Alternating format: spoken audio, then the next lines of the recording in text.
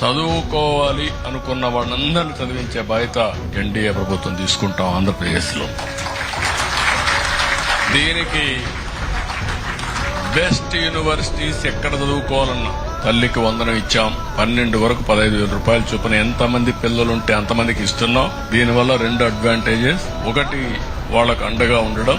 2, ఏదైతే population management కూడా కొంతవరకు ఇది కావడం. చాలా మంది చదువుకోవాలన్నా లేకుంటే పిల్లలు కావాలన్నా వద్దనే పరిస్థితికి వస్తున్నారు. నేను అది కూడా చెప్తున్నా, భారతదేశం గాని పాపులేషన్ మేనేజ్మెంట్ చేయగలిగితే రాబోయే 400-500 సంవత్సరాలు ప్రపంచం మొత్తం ఒక రెస్పెక్టబుల్ కమ్యూనిటీ కాకుండా పవర్ఫుల్ కమ్యూనిటీగా భారతదేశం తయారవుతుందని చెప్పి కూడా నేను మీకు తెలియజేస్తున్నా. ఇది ఒక్క విషయం మనం గుర్తుపెట్టుకోవాలి.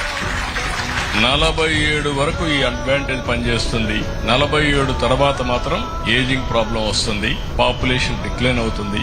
ఈ రోజు యూరోప్ లో వచ్చిన పరిస్థితి ఆంధ్రప్రదేశ్ రాకూడదంటే మీరందరూ కూడా పాపులేషన్ మేనేజ్మెంట్ గురించి మాట్లాడాలా. ఒకప్పుడు బ్రేక్ సైలెన్స్ అన్నా ఎయిడ్స్ గురించి, ఇప్పుడు మీ అందరికీ చెప్తున్నా సోషల్ రెస్పాన్సిబిలిటీ పాటించమని.